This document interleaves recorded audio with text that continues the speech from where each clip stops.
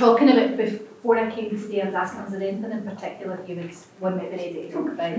Just what's trending, and one of the trends at the minute are reissues.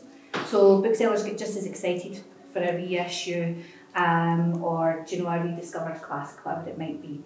This is from Scenes Like These, Gordon M. Williams. It was actually long-listed, so it's 1960, it was long-listed for the first Booker Prize. Recently, I don't know if you saw it, they redid Dear Green Place, and that did phenomenally well. I think in London they were all like, what's the Dear Green Place? And everyone who had been to school in the 80s and the 90s went, it's a Dear Green Place. And they weren't sure how many would sell.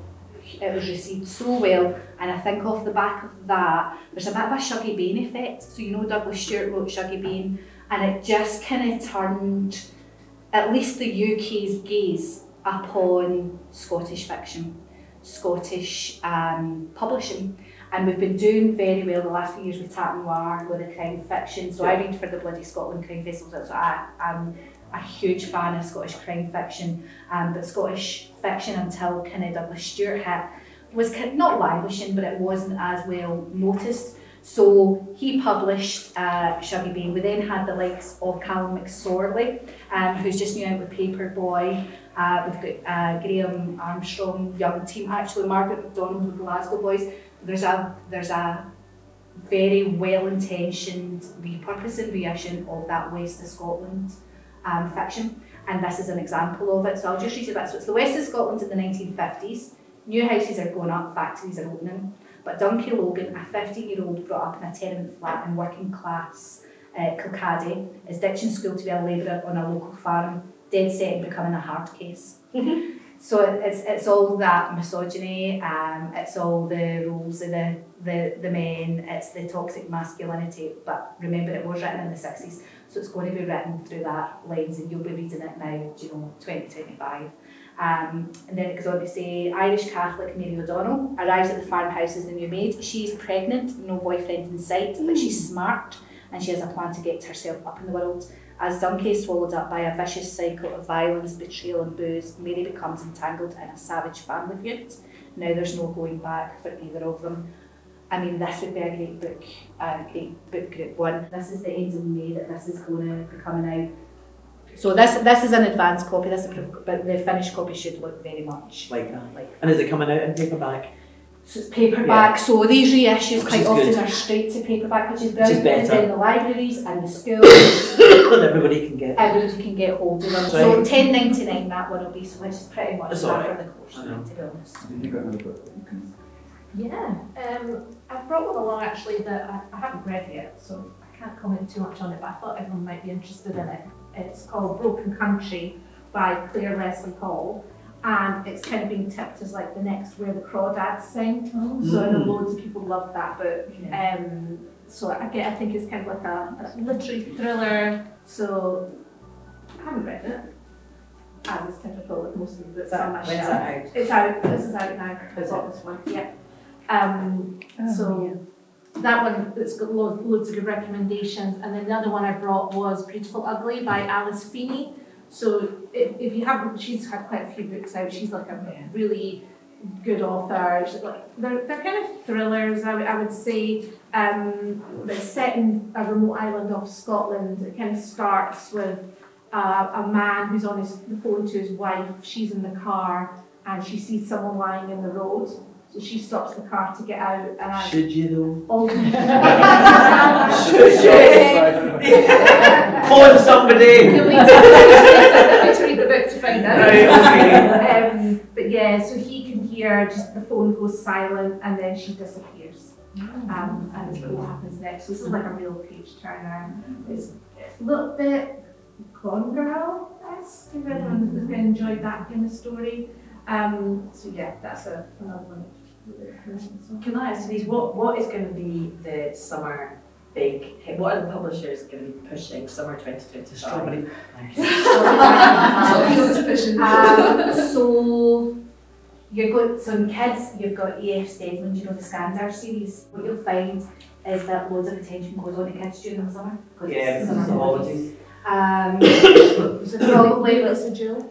as yeah, well. Lisa Jewell's really popular. There's going to be a new Dan Brown in September, so that's going to end of summer. It's the 6th Robert Langdon, so for anyone who's read and enjoyed those, I think it's The Secret of Secrets. I'm quite sure that's the finished title for it, so September, that's going to be a huge biggie. Actually, do you know who's usurped what was going to be big for summer? They've got a new collection of Harper Lee. To Kill a Mockingbird. It's going to be a collection of writing, so it's going to be short stories and non-fiction, and I think that's your kind of August, September. So everybody's eyes were on all the big romantic titles. Emily Henry is very popular in terms of that kind of romance. So for romance at the minute, romantasy is very big, but the romance books that have nothing to do with dragons and castles and witches and whatever have been kind of chasing the tail a wee bit, and what we're finding now, there's as much exposure and interest in those titles. So Emily Henry is going to be a biggie, but I do think that the kids Scandar is going to get a lot of attention, and I think there's going to be lots of chat around Dan Brown and Harper Lee, just because they're received interest, aren't they? They're people that we've been keeping an eye on. It's the Land of Sweet Forever. That's it, Land of Sweet Forever, It's the yeah. Harper And the Harper Lee, yeah.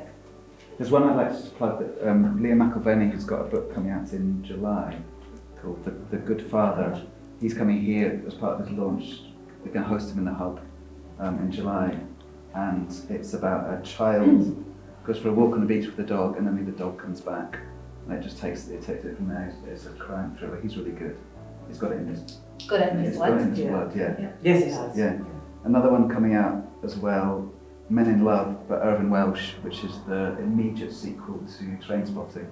So the Trainspotting 2 obviously picked it up quite a bit later, but this one follows straight on.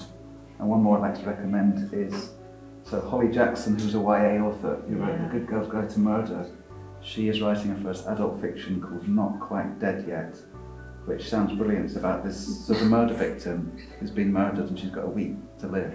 And she's got to solve her murder, within that week before she dies. So I She's think a that's, very popular yeah. author. She's very popular. The Yeah, girls all love her. yeah. Honestly, the young girls, the teenagers, it's great to see them coming in Yeah, and ordering the books as well, and she's Yeah. one of them. yeah. They're all very depressing and dead people. I think though, aren't they? Is there anything? Oh, and there's a Richard Osman's coming out. Right, there's a new Richard Oh my Osman, goodness, everybody loves Yeah. him. and it's another Thursday. Oh, is it another It's Thursday? another Thursday murder. And I there's think a- that's September, August or September. And there's a Richard Cole. Richard. Oh, I love Richard Coles. Anybody read the Richard Coles? No, but they're so popular as well. So They they're, just get a nice burger. 1980s English village, and there's lots of theological jokes in it, obviously, because it's the Reverend Richard Coles. There's such good fun, but his mother is a character in it. She's so acerbic and she's so astute, and she's got an opinion on everyone in the village. And it's very much in that way that Marple could solve any crime based on the shenanigans of St Mary Mead. Well, in Richard Coles, is it Champton Hall? Something. Basically informs how he solves the crime. They're such good fun. He's such a good writer, so if you ever see any of them, you don't need to have read them in sequence, but there's references to Terry Wogan on the telly. Aye. Just lovely, lovely stuff, so I would thoroughly, I'd recommend it. We get them and the Richard Osmans in here all the time, Yes, and they go straight back out again. Yeah, they're such good fun, and they're really good mysteries as well. And it's the biggest waiting list I've had for a long time is the new Richard Osman. Oh, yeah. It's huge, Yeah. absolutely, and we can't keep up with them. Yeah. They get people for life. Yeah.